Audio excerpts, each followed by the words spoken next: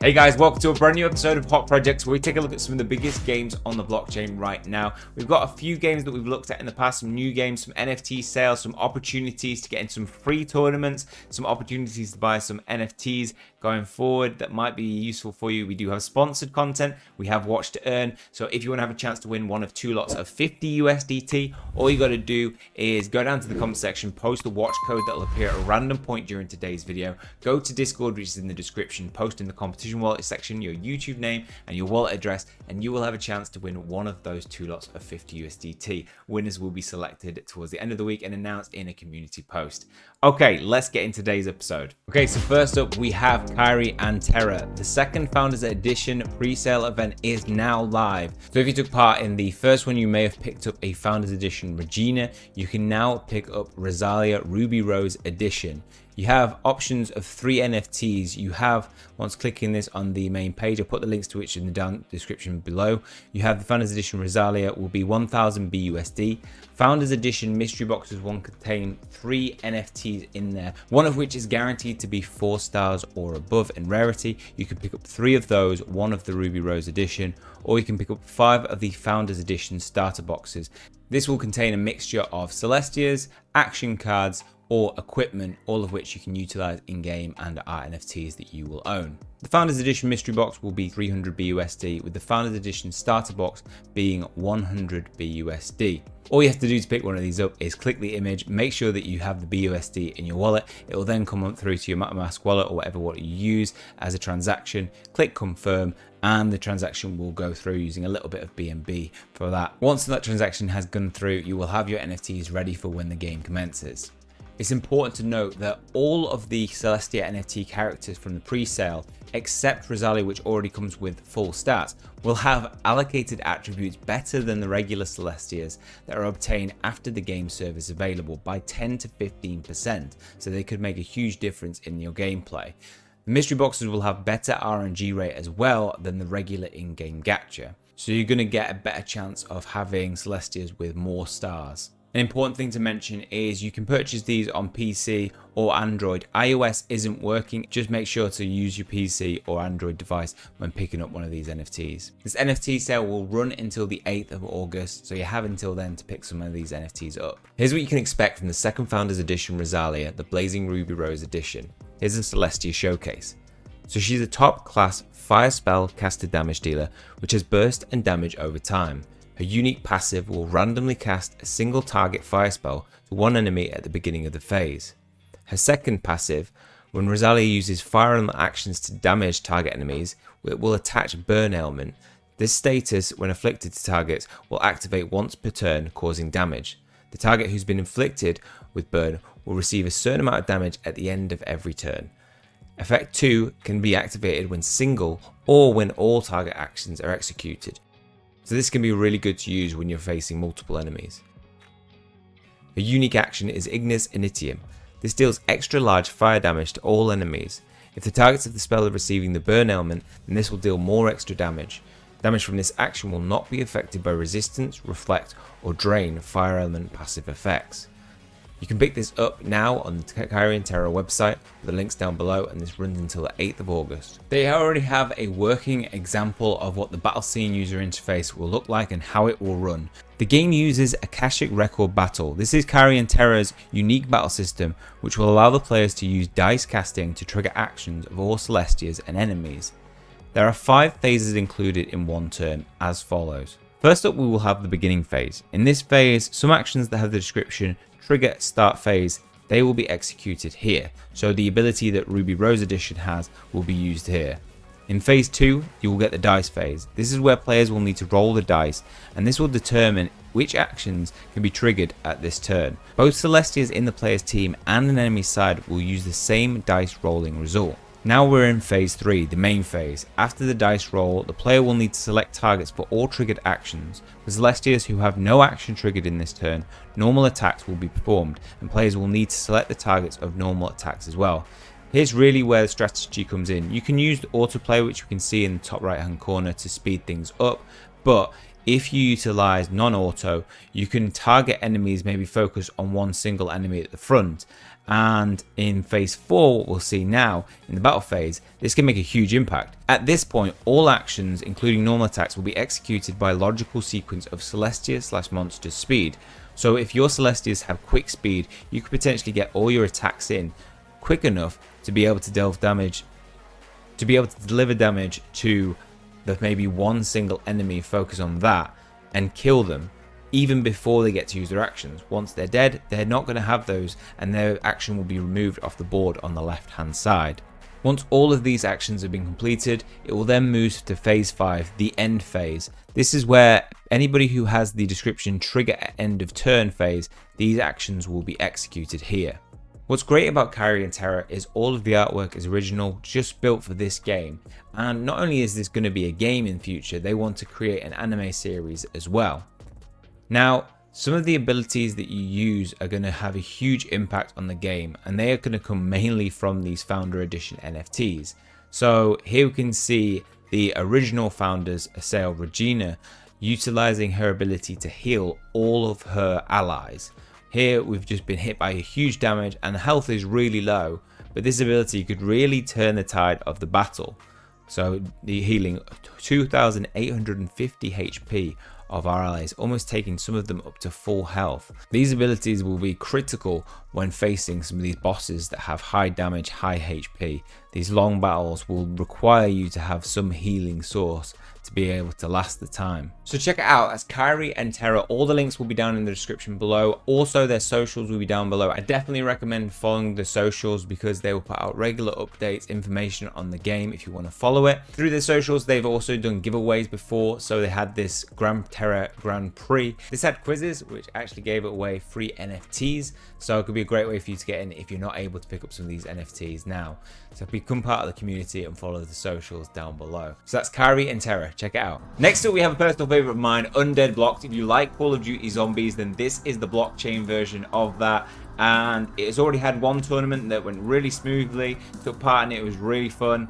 And they're going to have the second tournament, except for this one is going to be available to everyone. You do not need to own an NFT for you to be able to take part in this tournament. It is sponsored by Polkastarter Gaming and it has a $10,000 prize pool. It runs from July the 29th to the 30th and it's the MP5 Massacre Tournament. So the first one was a pistol speed run, so I imagine this is going to be an MP5 Massacre speed run. This weapon is going to obviously increase people's times. I really want to take part in this tournament, however, it is during the time I'm away on holiday in Spain. I don't know whether I'm going to take my laptop with me. I probably won't. I'd quite like to keep that boundary, keep it, you know, just family time. So you can download this game now for free. I'll put the link to this in the description below. You can choose to play either with a controller or you can play with keyboard and mouse. I've spoken to one of the higher ranking players who did a solo speedrun in a very good time. And they said, don't use controller. They said, get used to it, switch to keyboard and mouse. And I have to say, using controller, having played Call of Duty on PS4, PS5, so much, it's ingrained to be a little bit easier for me. And I find it harder to aim with the keyboard and mouse. But it does give you that increased speed to turn around. I mean, you can change your settings. But I struggle with the sensitivity. You can change the mouse sensitivity to customize it to your style. I mean, the mouse sensitivity is very sensitive. Aim sensitivity is very high. Any drop in frame rate you're seeing, by the way, is purely because I'm recording at the same time. And yeah, just saving ammo at the start, knifing with these guys. So just like in Call of Duty, you can use, well, XP in this case to be able to do things. So open this door. We'll open up this garage. And just like in Call of Duty, you can buy weapons on the wall to help you. So I'm going to buy this MP5. This is what you'll be using in the tournament. As you can see, a lot more powerful.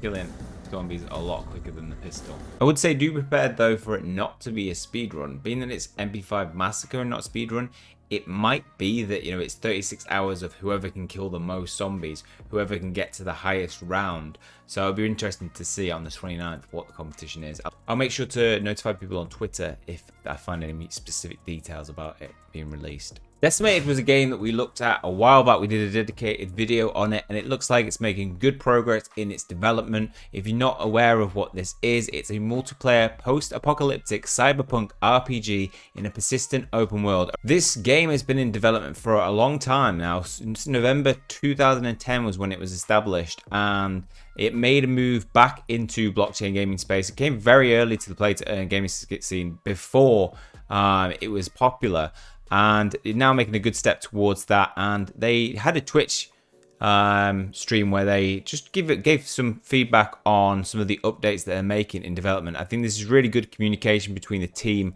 and people who are invested in the DO token.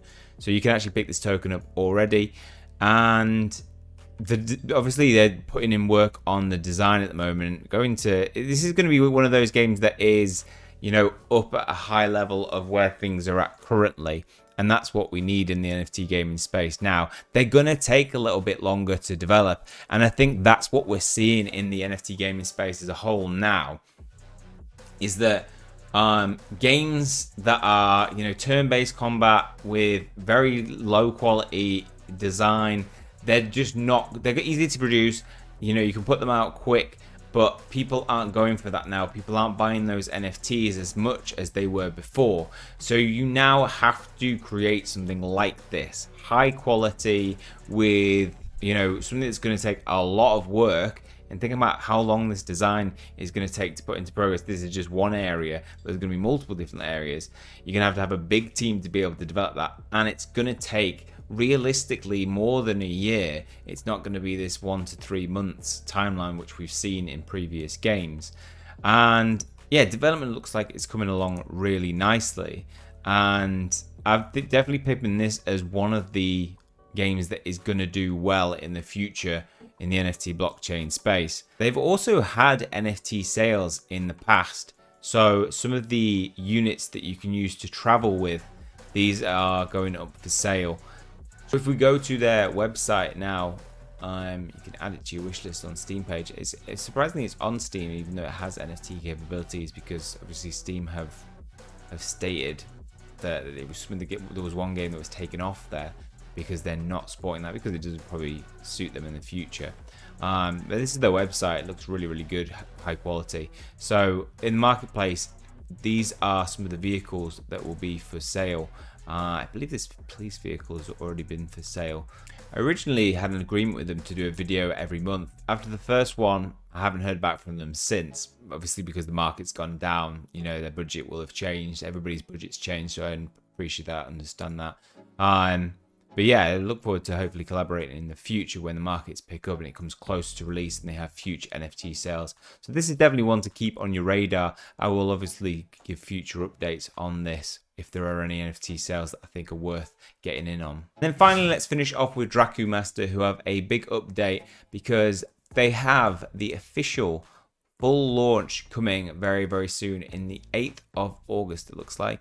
New economics, power system, new arena with Baz token bet, official play to earn small scale, rental system, Draku merch shipping, and new Draku type prep. So I think they've done a really good job with this game. It's really, really fun to play, and if you're familiar with Axie, plays very similar to it, but it just has a few more mechanics to it, I think, that make it interesting. I love the PvE in this game, probably more than the PvP. I think it's really, really exciting. What you're doing is going through these levels, and you know, you've got the same 3 Drakus and the same HP, but you get upgrades as you go along, and you can use those to heal them along the way to make sure that they don't die. I think it's really, really fun to play and really interesting. So we have the update coming, and it will have 4 times earning in materials and token for 600 whitelisted players. So you can apply for this. Definitely recommend going and apply for it if you have been playing this game. All you need to do, put your email, Discord, wallet address, and suggestions to the team, and you'll get a chance to be able to play in that. I've put forward to be able to play in that, so hopefully we get something. Here's a sneak peek of what the PvP will look like. Now, I don't think there's been many games that have capitalized on this feature well enough and implement it in a way that's, you know, really functional and effective. Is that basically, you know, you bet against somebody else what you want to put in terms of tokens, and then you fight. You have a versus match, and whoever wins takes the majority of the pot. Usually, you know, you're not going to take 100%. There'll be 95% maybe, and then 5% gets put towards the game and its development or the team, or into a prize pool pot for a tournament at the end of the month or things like that. But this is something that they're going to be trying to implement as well. Actually being able to bet and say, look, I reckon I could beat you. I'm going to stake this many tokens and see if anybody takes the challenge. I think it's a really effective way for economies to work, especially if you're taking some of those, that 5% that people have put in and putting it towards, you know, PvE and rewards there. PvE, you know, having endless rewards for that is not sustainable in the long run. That's where economies really die out. That's where economies really start to die out, because people just keep earning and start selling off the tokens. This is a welcome feature, I think, in my eyes, and I look forward to seeing how that runs. We'll do an update on this when it comes to the 8th of October. And hopefully we get on that whitelist so I can show you exactly how it will look. So that's Draku Master. Find the links to this down in the description below. Okay, well, I think we'll leave it there for today's episode. Nothing worthwhile, I think, in tokens, investing in on, you know, NFT gaming side of things. But we have seen an increase in the market. This last week has been really good. BNB went to 170 and is now up at 264. I did think that was a really good time to buy in. Personally, I have held some Bitcoin, which has seen an increase, not a massive increase, but about 10%. Ethereum has done really, really well over the past 7 days. So hopefully this is a sign of the general market picking up, and hopefully we can keep this momentum going forward. And this will flood into the gaming space. I will keep you up to date with any changes around that. Probably not next week, because I'll be on holiday though from the 28th to the 7th, I think I'm back. Yeah, but there won't be a Hot Projects next Monday, but there will be the following Monday when I get back. Okay, that's all this one. Hopefully you have enjoyed it. If you have, please leave a like in the video. Hit subscribe if you want to keep up to date with future content. That is all from me. See you guys soon.